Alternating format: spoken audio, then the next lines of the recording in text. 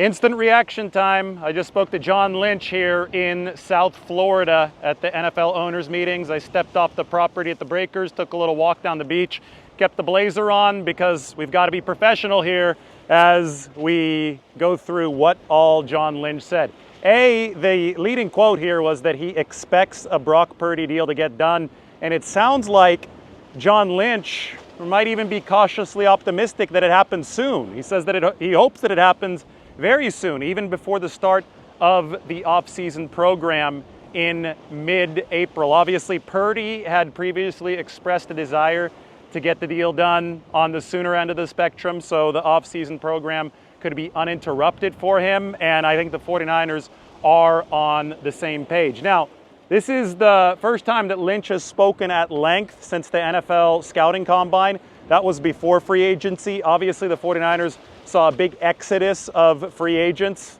a lot of money signed elsewhere, and they themselves did not spend all too much in those first few waves of free agency. We've deduced their plans over the course of the past few weeks. It's obvious that they're trying to build this team through the draft because spending was really high in previous years, and it's going to be high again with this Brock Purdy contract. But Lynch confirmed that much when he spoke today. He was asked by a reporter about 49ers expectations and their lower cash spend this year, and he said the offseason is not done yet. And he said that we're still trying to work on a deal with our quarterback, and once that deal's done, we're going to be a top 2 or top 3 cash spending team again, which is a direct reflection of what we said entering these owners' meetings and what we've been saying over the course of the past month. The 49ers, to be exact, spent $335 million last year, so they were a top 2 cash spending team with the Cleveland Browns. This offseason, they're down to number 16 for salary cash spent in 2025, but they're only $53 million off of the NFL lead. And if Brock Purdy gets a signing bonus, better watch out or I'm going to be part of this ocean, although I don't mind swimming in the ocean. I better step up. I think the tide might be coming in. But if Brock Purdy is going to be part of this equation financially, which the 49ers are obviously planning on, we can probably anticipate 60 to 70 million of cash flowing in to his bank account this year, which would tally up in 2025. 49ers are only 53 million off of the lead. They could be the number 1 cash spending team by the time that this offseason is over. So Lynch essentially confirmed that the 49ers are trying to fiscally set themselves up for long-term sustainability, because the whole idea that they're cheap is just preposterous given the fact that they finished top 2 in cash spend last year and will very likely finish top 2 or 3 in cash spend this season. It shouldn't have to be explained, but John Lynch did explain it today at the owners' meetings. Now, when I go back to the main theme of health, the 49ers believe that their old roster, they finished last season as the oldest roster in the NFL. They believe that contributed most to the injuries. They hope that through this infusion of youth, they ended last season at an average age of 29 years old. They're hoping to bring it down near the league average of 26 and a half.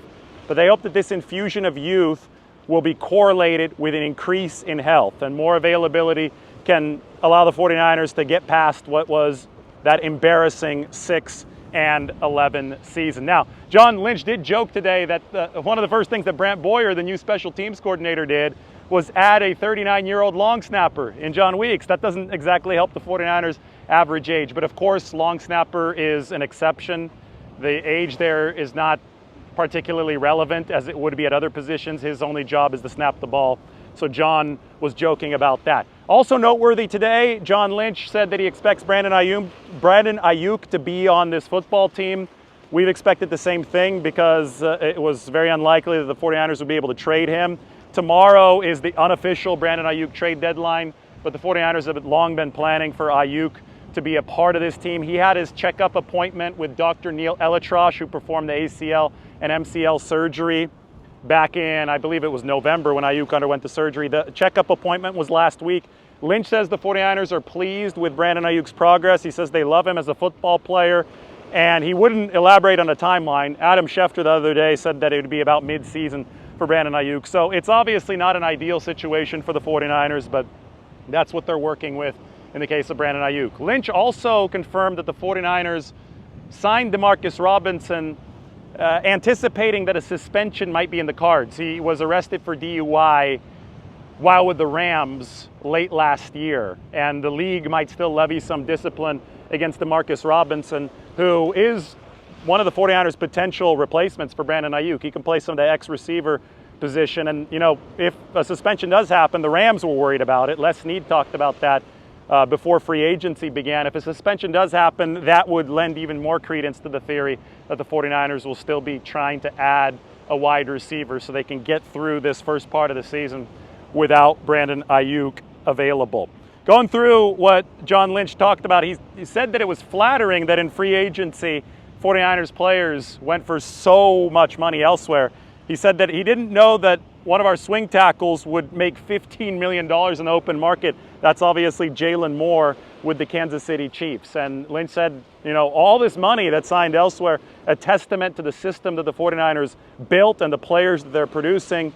Talked to Sean Payton this morning about Dre Greenlaw and Talanoa Hufanga, the two new Broncos. They're two of the big contract recipients, ex-49ers, now moving on elsewhere. According to Matt Barrows, the 49ers are going to have joint practices with the Broncos. No details yet. This is a training camp thing, obviously. I don't know if it's going to be in Denver or if it will be in the Bay Area, but that means that they're going to have a very quick reunion with Dre Greenlaw, Talanoa Hufanga, and also another ex-49er, DJ Jones. Looking through more of the notes, Lynch talking about the 49ers being a top 5 spending team again this year. That's going to end up happening. It's going to make all these cheapness accusations look quite ridiculous once it's done. The confidence in the Purdy deal is obviously significant for San Francisco.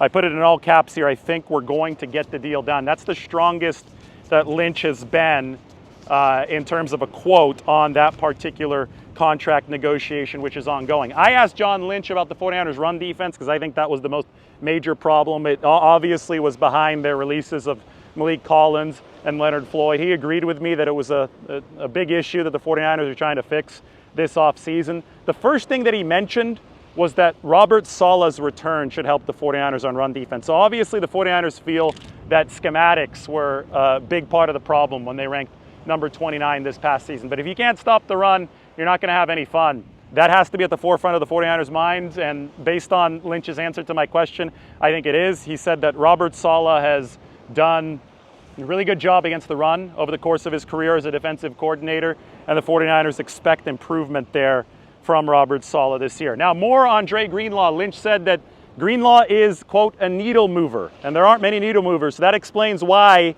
the 49ers offered more than the Denver Broncos for Dre Greenlaw. But at the end of the day, you just have to live with Dre's decision.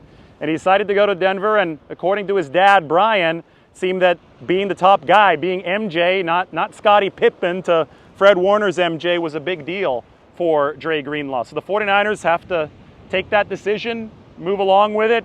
John Lynch mentioned D. Winters. He obviously mentioned the draft. I thought it was interesting that Sean Payton this morning said that the linebacker position is tough to fill with a rookie, one of the starting linebacker positions. So if that's true, if that applies to the 49ers as well, then D. Winters might be the front runner for that job in San Francisco. Obviously a good cover guy that has to prove his durability. Now, the 49ers obviously did have a chance to re-up Dre Greenlaw early before free agency.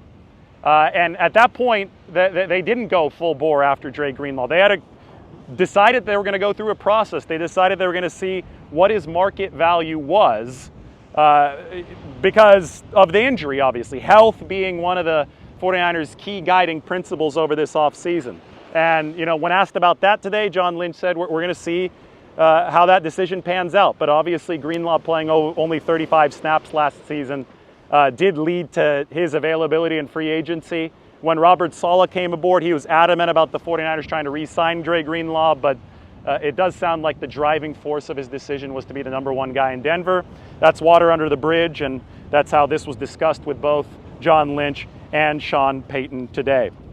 Lynch also said he doesn't subscribe to the narrative that the 49ers offensive line was particularly bad last year. Now, this is an interesting one. He said that they like their center, Jake Brendel. He said that they like their right tackle, Colton McKivitz. Obviously, they like Trent Williams, and missing Williams for a good part of last season was a damaging prospect for San Francisco. But this is interesting because the metrics do indicate that the offensive line improved this past season as a whole. My take is that it improved at certain spots, but it regressed at some spots, including left guard.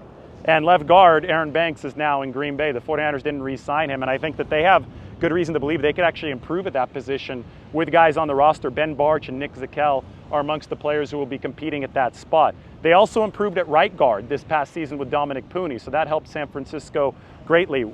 I think that they regressed, I mean, based on my read of it at center with Jake Brendel, but the 49ers, as I've said over the past few weeks, are higher on Jake Brendel than the outside public is. So that's their appraisal of the offensive line, and we'll see what they can do in the draft. I do believe if Armand Membu, Will Campbell, one of the premier tackles, is there at number 11, that could be the pick that the 49ers go with.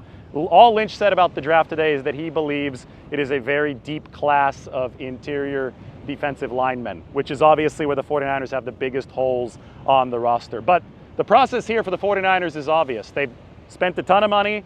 They're still going to be at the very top of spending, near the very top at the very least, and they've had to remodel how the spending structure works over the course of this offseason to get ready for Brock Purdy's contract. It is simple business 101 for the 49ers, and John Lynch went into some depth of that today, including a statement about the 2026 salary cap. He said the 49ers right now are well over the 2026 cap.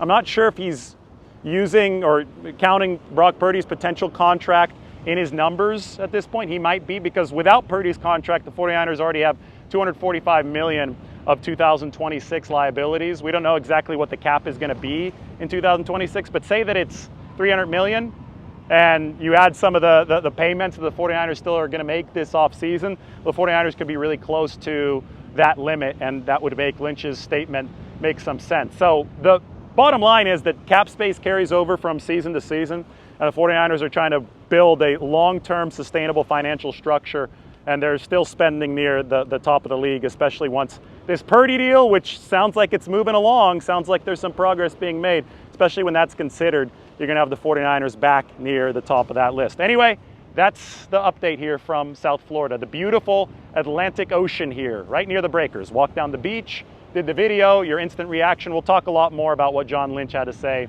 a little bit later.